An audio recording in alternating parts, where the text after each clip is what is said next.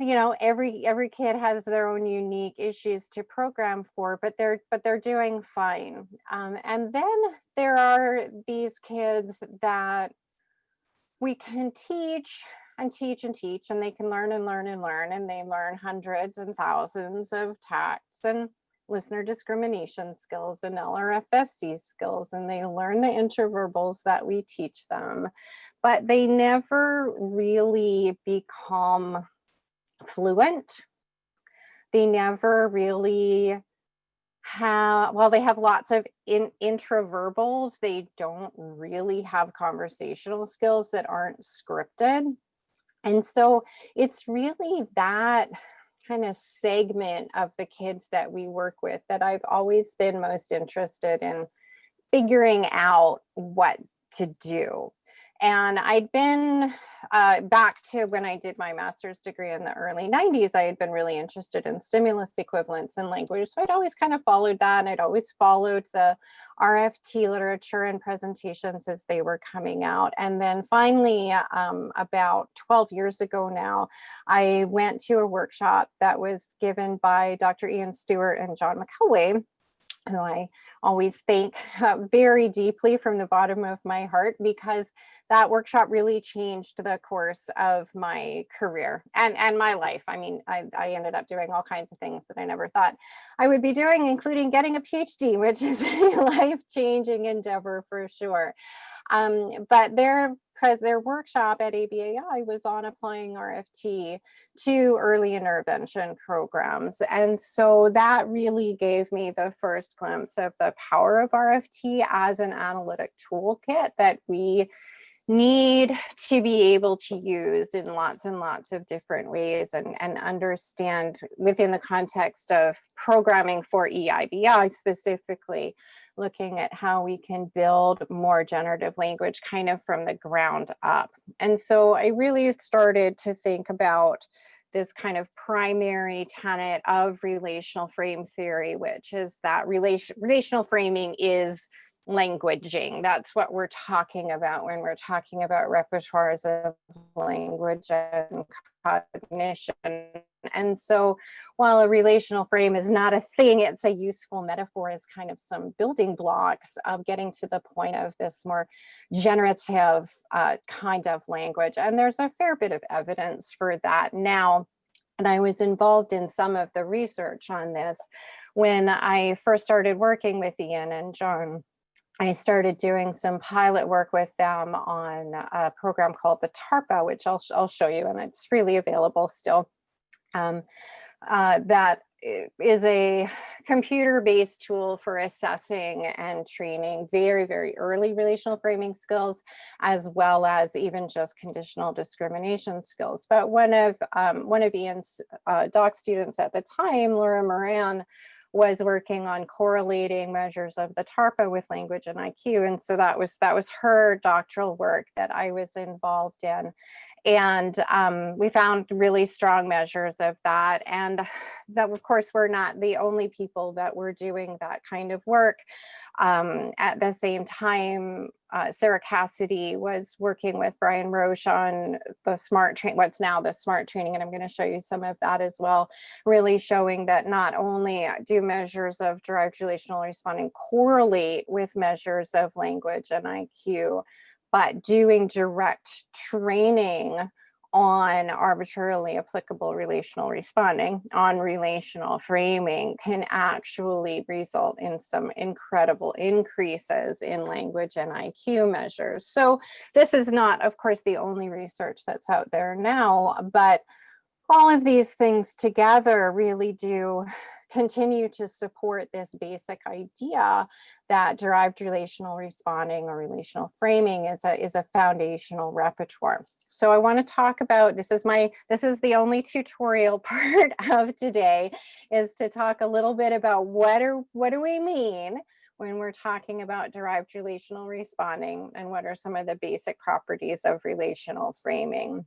So the first thing to kind of pull out of this is the idea that we are talking about responding to a relation between stimuli rather than the stimuli themselves. And so a really easy way to think about this is with identity matching, right? As a generalized operand with identity matching, you can have any two identical stimuli. You don't have to have any previous learning history with those stimuli. And if you were asked to find the one that was the same, you would be able to do that. So there we're not responding to the specific stimuli because we have no learning history with them, but we're responding to this idea of a relation between them being of sameness. So that is an example of kind of some of the earliest types of relational responding that all organisms basically can be taught how to do. So we're talking about relational responding, and then more specifically, we're talking about derived relational responding. And with derived relational responding, we are talking specifically about untaught responses emerging on the basis of previously learned arbitrary relations. And this is an important distinction to be made. With arbitrary relations, we're not talking about things like physical identity matching. These are not based on physical properties, right? Non-arbitrary is based on physical properties, things that we can see, hear, touch, smell, taste. We can contact the relation between the two items in some way. Whereas arbitrary relations are completely based on social convention. So names related to words, there's no reason why this thing is called a pen, and it's not called a pen in other languages. The social convention in English is that this is called a pen. There's no physical relation between the word and the item. And so when we're looking at relational framing, we're always talking about these arbitrary relations between stimuli. And I'm going to give you a whole bunch of examples of those as we go through the talk today, but I'll give you a quick initial example. You will recognize this also as an example of equivalence.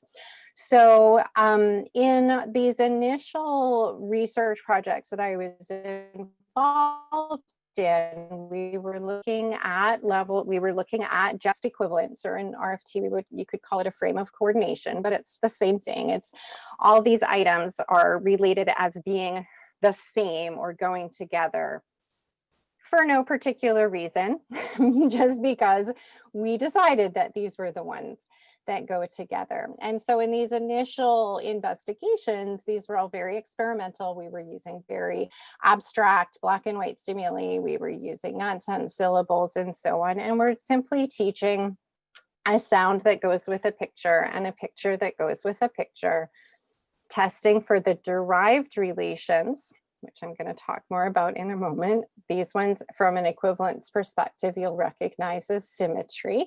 And these as transitivity in RFT, because we're going to talk about relations that are not just sameness. We're going to call them mutual entailment and combinatorial entailment. And so I'm going to show you what that looks like in action with a typically developing 4-year-old. If I can make it work. Okay, see if you can do the next ones. 4.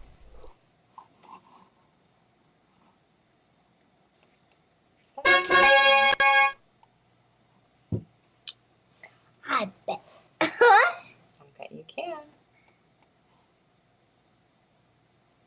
John. 4. 4.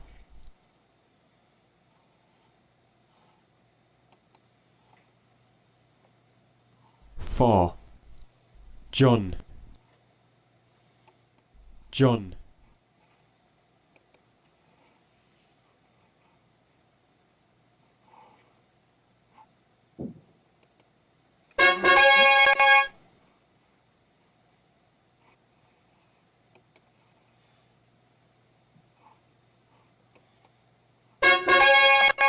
4. This one's all mixed up. Yeah. John. So that's a basic equivalent setup. Typically developing 4-year-olds are quite fluent at this stage of the game in terms of their ability to relate things as being the same on the basis of previously learned relations. This is a highly generalized repertoire by the time a child is 4. And so you see that here with this particular child. Some of the other work that was being done around the same time, like I said, was Dr. Sarah Cassidy's work on what's now called SMART training. This is also available on the Raise Your IQ website. And again, it's very abstract. LAR is more than Beck, and Beck is more than Sock, and Sock is more than Pub, and Pub is more than Neck. So is LAR more than Sock? Yes or no? So this kind of training is taking kids from the point of having some repertoires of relational framing in terms of coordination and comparison and opposite, and then training them to fluency with those repertoires, training a highly generalized repertoire of relating stimuli in a variety of different ways.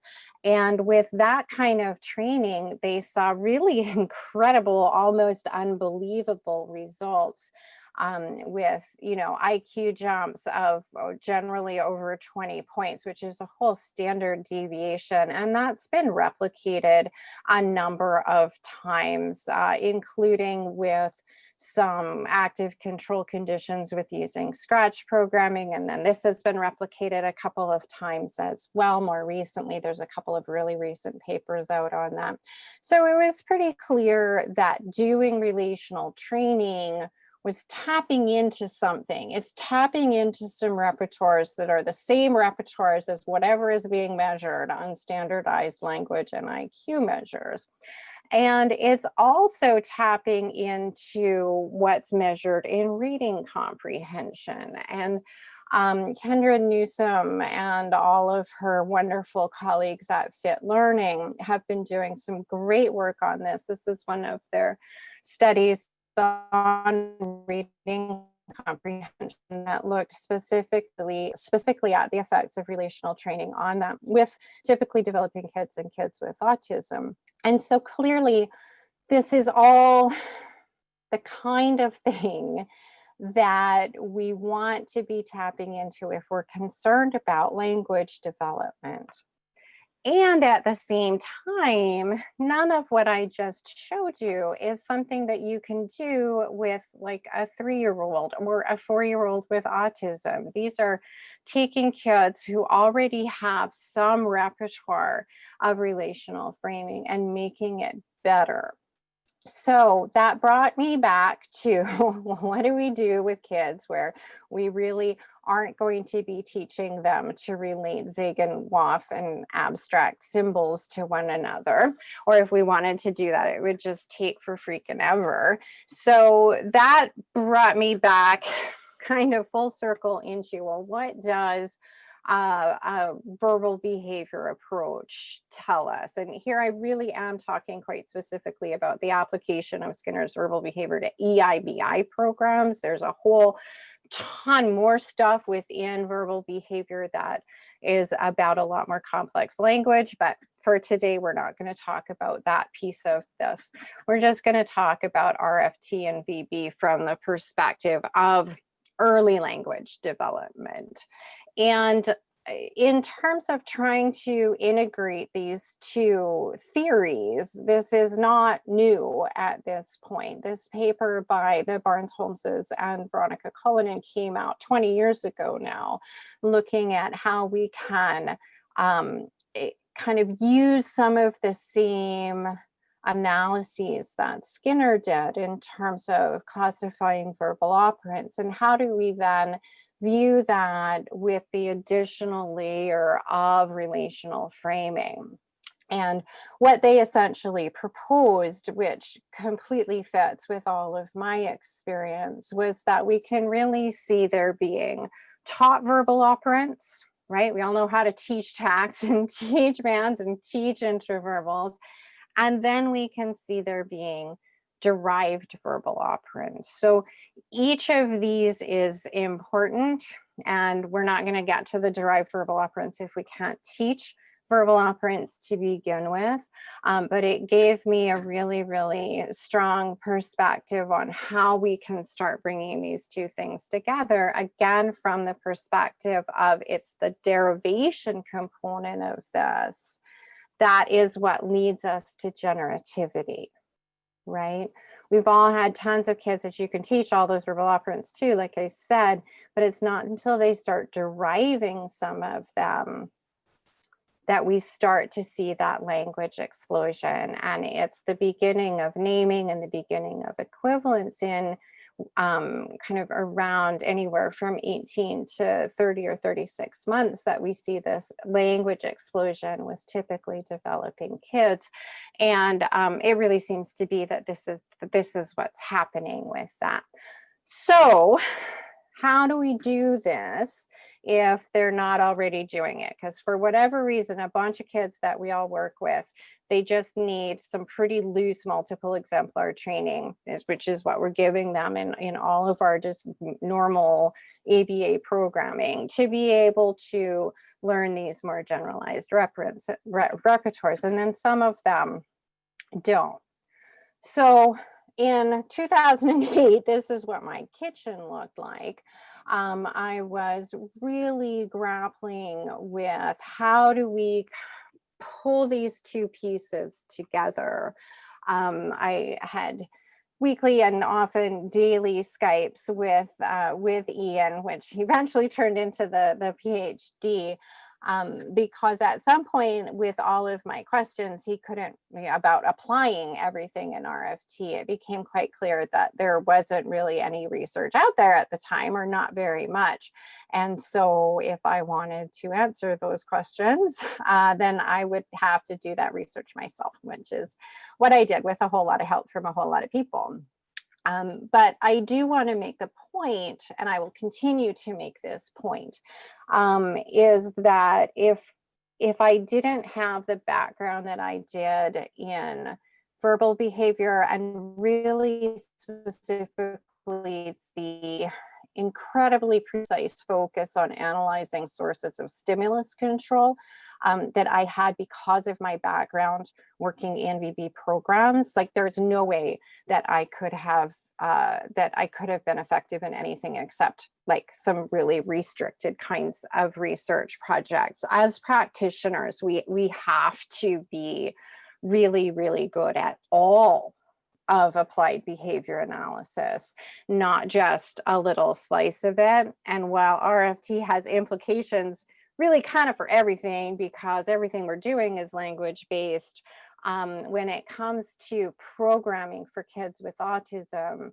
it's not the only piece of that. And so what I've really started to how I've started to kind of conceptualize how we bring these two things together, and I keep changing how I talk about this, but here's the basic picture, and hopefully we can get into a bit of a conversation about this in some of the Q&A stuff, is that what we know from the VB approaches is really incredibly important foundationally. VB approaches really are where, that literature is where we need to look in terms of analyzing and contriving and capturing motivation for teaching, understanding how motivating operations impact our teaching sessions. VB approaches teach us how to analyze stimulus control for taught skills, and how to really make sure we're establishing functional control the way we want to, so we don't end up with really weird stimulus control over responding and dysfunctional tacts and mounds and so on. So they teach us, that's the literature that we need to go to in terms of how we are teaching initial skill sets, making sure we're teaching across all the verbal operands. It's in the VB approaches that I learned and that I still return to in terms of establishing joint attention and instructional control, especially with younger and more resistant learners, like really looking at how do we identify motivation to engage with us and shape that before we try to do anything else. We really can't do anything else until we have that. And then in VB approaches, certainly the way that I learned them in terms of coordinating targets across verbal operants, they're already providing some loose, in some cases, not even that loose, in some cases, pretty systematic multiple exemplar training for coordination, for equivalence. When you are targeting the same word for tact and listener responding, and then extending that to the same words across as the targets in your interverbals and LRFFC, you're providing multiple exemplar training of the exact same kind that would be recommended by RFT in terms of establishing those early derived relational responding repertoires. And while there's no research to show this, I really do firmly believe that that's what's happening when we have kids who do so well with those programs. All they need is that loose teaching, and that is fantastic. And so then where RFT comes into play, it's reminding us to keep our focus on generativity, to get away from counting numbers of words in a vocabulary and so on. It keeps us focused on the more generalized cusp skills around mutual entailment and combinatorial entailment and other non-arbitrary patterns of responding. It teaches us how to more very precisely analyze and teach patterns of relational responding. And something that I found to be incredibly important in early intervention, and I'll walk you through this so you have a sense of what I mean, is that a basic premise of RFT is that arbitrary relational responding is based on contextual control over non-arbitrary relational responding. We have to ensure that there is generalized and fluent non-arbitrary relational responding in a particular pattern, whether that's sameness or difference or comparison or opposite or spatial relations or you name it. Most of the research that has looked at this, and admittedly there's not like a huge volume of it for kids that aren't passing arbitrary relational responding tests, coming back and ensuring that they have the non-arbitrary relational responding in that particular pattern is pretty critical. And so in early intervention, I'm really looking at these threads from non-arbitrary up through more complex and more generalized arbitrary relational responding. And that's really the bottom line here. You know, even in early intervention, we need to be keeping our eye on what's a 6-year-old doing, what's a kid in kindergarten able to do. If that's our aim, if that's where we're going, then we need to be able to break that down into all of the component skills and all of the cusp skills that are going to lead to that. And those are those relational responding repertoires, both non-arbitrary and arbitrary. So that's the kind of the nutshell version of how I approach my EIBI practice and how I teach people in EIBI practices, is this idea that we're grounding everything in we need everything that we know about analyzing sources of control and teaching initial skill sets and getting motivation and layering on this idea that we teach complex language by teaching relational responding across many different patterns, from non-arbitrary up through arbitrary relations. And with all of that, what we're really looking for is this idea of generativity. We're trying to get to the point where kids are responding in ways that are not just what we taught them, right? But at the same time, especially in early intervention, I want to make the point again that it's not just about relational framing when it comes to generativity and EIBI.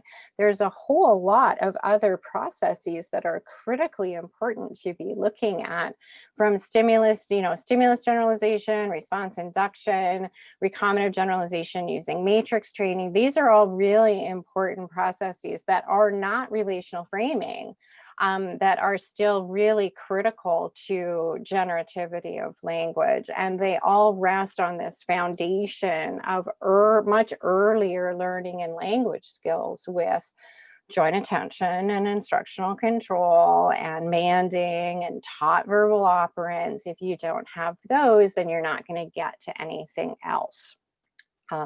So that's kind of the nutshell of pulling both VB programs and an RFT approach together. So let's take a look now at some of the research that I've been involved in, some of the research that I just think is really cool, because I really think that in order to learn RFT, you have to do it. And the way I learned to do it was with research, but you don't have to have the type of control that's required for doing research in order to do RFT. But you have to be able to take some of those lessons from the research and be able to apply it as you're starting to apply these kinds of programs to teaching kids. And so with that, let's start with just a quick review of what it means to be looking at derived relations, first off, in frames of coordination or equivalence. So for this one, I'm going to need to either see or hear you, or you're going to need to type in the chat, because we're going to do a little exercise. So I want you all to imagine that we are going to go to Mars, and we need to learn some Martian words. We need to learn some Martian words for the kinds of things that we might need when we get to Mars for various kinds of things. And so I'm going to teach you, first off, I'm going to teach you to select a particular item. So you guys can all just point to your screen, and then I'll show it to you. But I'm going to teach you what a garbledoof is. All right, is everybody ready? So if I weren't going to, I would just ask you, which one is a garbledoof? And nobody would be able to answer me, right? There's no reason for any one of these things to be called a garbledoof. So right away, we know that we're talking about an arbitrary relation between a word and an item. You can't tell which one of these is a garbledoof until I show you that it's this one. All right, so now everybody tell me, which one is a garbledoof? Everybody should be pointing to the one over there. That's second from the, yes, to the cup. Okay, so now I've taught you that. Very good, you're all very quick learners. Now I want you to tell me, what is this thing called on Mars? A garbledoof. Excellent. You have all just demonstrated mutually entailed responding. You have demonstrated a derived tact on the basis of a listener skill. Now, I can also ask you, what is the word for cup in Martian? Garbledoof. And what's the word in English for garbledoof? Cup. Exactly. So you have all just demonstrated the basic properties of derived relational responding. First off, you already knew that that thing was called a cup, right?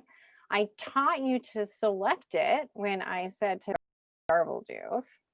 You derived the tact, the mutually entailed tact. You derived the intraverbal. And if any of you had some strong emotional response to cups, or those kinds of coffee cups or anything else, when I say garble doof in the future, those responses might come up for you. You might either recall the lovely feeling of a warm coffee cup in your hands. You would know that it feels smooth. I could say garble, tell me about a garble doof, and that would entail a number of other relational responses based on your existing repertoire with respect to cups and so on. And so those are all transformations of function. Now, in this example, and in the example that I previously showed you that was more experimental, we could certainly use the equivalence terms here, right? This is also symmetry and transitivity and what would be called simply transfer of function in an equivalence network. And that's fine, and I do that. And I think that when you are working at the level of equivalence, you can use all of these terms interchangeably. I think that it's important to recognize that a lot of the research that's been done on this particular pattern of responding has been done from a stimulus equivalence perspective. And so I think we need to make sure that we're familiar with that stuff as well. Nonetheless, RFT uses these more general terms because, like I said, if it's not a pattern of sameness, then it's not necessarily symmetrical or transitive. If I told you that Bill was taller than Bob, that's not a symmetrical relation. Bob is not taller than Bill, he's shorter, whatever. I can't remember who I said, which is always a problem when you're dealing with very arbitrary relations. But something that's taller is, the relation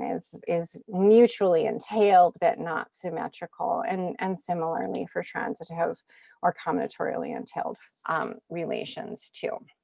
So that was an example with a very natural, normal, familiar stimuli and language.